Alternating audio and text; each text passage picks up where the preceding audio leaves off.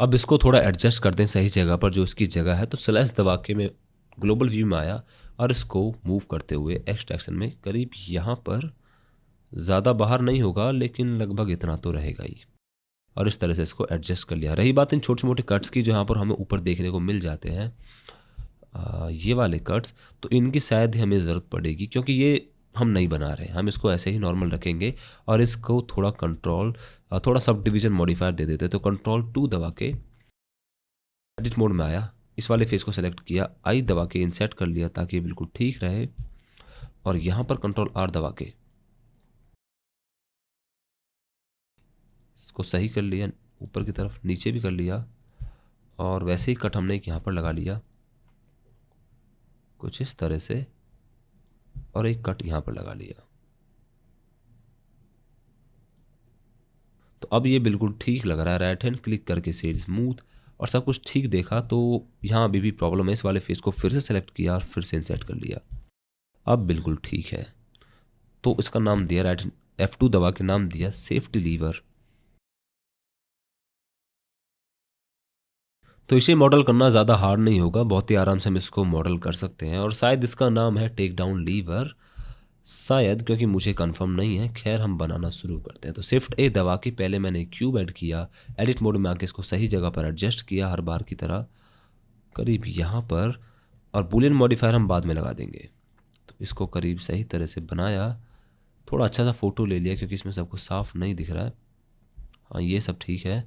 हाँ तो इस तरह से इसको करीब यहाँ तक लेके आना है, लेके तो पूरा नीचे तक आना है, लेकिन नीचे फिर हमको बाद में बुलियन मॉडिफायर लगाना होगा, तो हमें प्रॉब्लम नहीं है, लगा देंगे।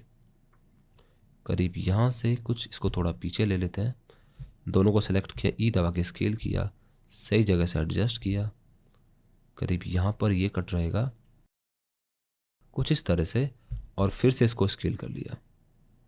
या फिर ये जो पोर्शन है ऊपर वाला ये बाहर की तरफ निकलने वाला है, तो कंट्रोल R दबा के इसको SZ0 ताकि सीधा हो जाए,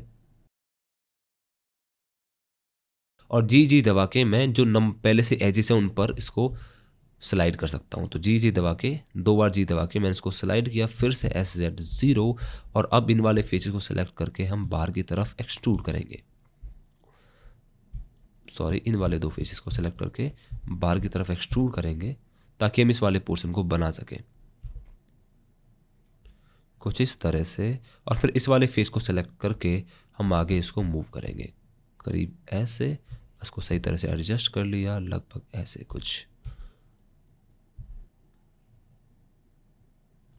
हाँ तो ये हमारा पोर्शन बहुत ही आसानी से बनता नज़र आ रहा है, लेकिन उसको देख नहीं पा रहे हैं, तो हम वापस से स्लैश दबा के लोकल व्यू में आ जाएंगे और चेक करेंगे सब कुछ ठीक चल रहा है।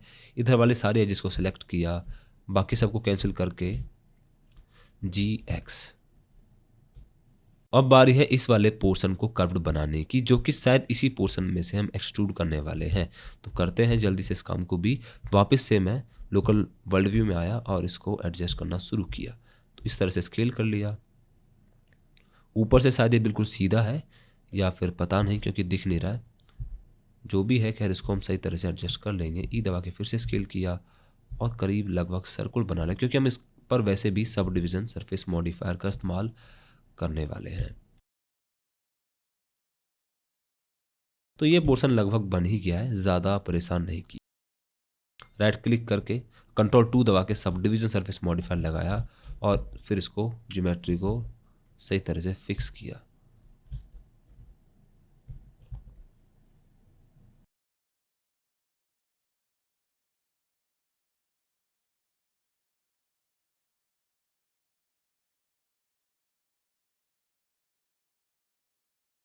और लगता है कि हमने इसको हर डायरेक्शन में स्केल कर दिया, जिसकी वजह से छोटा सा नज़र आ रहा है, तो इसलिए इन सारे फेजेस को दोबारा से सेलेक्ट किया और स्केल कर लिया करीब एक्स डायरेक्शन में कुछ इस तरह से। खैर ये वैसे भी नहीं दिखेगा। राइट क्लिक करके सेड स्मूथ, और ये पोर्शन भी बन गया है। फिर से वही वो वाली लाइन्स आ जाती हैं, इन लाइन्स को देना आसान है, ये काम हम ऑलरेडी, तो ये काम हम हमर के लिए पहले से कर चुके हैं। तो करना क्या है, राइट क्लिक Shift A दबा के क्यूब ऐड किया, इसको थोड़ा स्केल कर लिया, करीब इतना, और इसको हमने लगभग इतना रोटेट कर लिया और इस पर अरे मॉडिफायर लगा दिया। वाई डायरेक्शन में 1, एक्स में 0, और इसको थोड़ा सा स्केल भी कर लिया। एक्स डायरेक्शन में करीब इतना, इतने से काम हो जाना चाहिए। खैर स्केल कर लिया। अरे मॉडिफायर में लगभग 3 होंगे शायद, 3 काउंटिंग रख दी, और अब इसको सही जगह पर हमने एडजस्ट किया एडिट मोड में ही। करीब यहाँ पर ये कट लगने वाला है, इसको 90 डिग्री रोटेट कर लिया ऑब्जेक्ट मोड में। फ्रंट व्यू में आके चेक किया, सब कुछ ठीक है। इसको फिर से रोटेट कर लिया एडिट मोड में। एडिट मोड में नहीं, ऑब्जेक्ट मोड में रोटेट कर लिया। राइट क्लिक करके शेड स्मूथ, राइट क्लिक करके पहले ऑरिजिन इसका ज्योमेट्री में सेट कर इसको 90 डिग्री रोटेट कर लिया, करीब इतना, और थोड़ा स्केल करके इसको सही जगह पर हमने एडजस्ट कर लिया, क्योंकि ये कट करीब यहाँ लगने वाले हैं।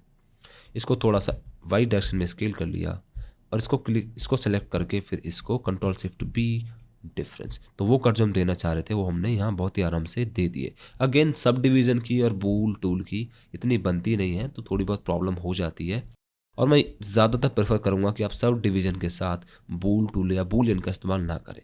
पर इस केस में हमारा काम हो जा रहा है, क्योंकि हम हाई पॉली बना रहे हैं, तो हमें इससे कोई प्रॉब्लम नहीं होगी।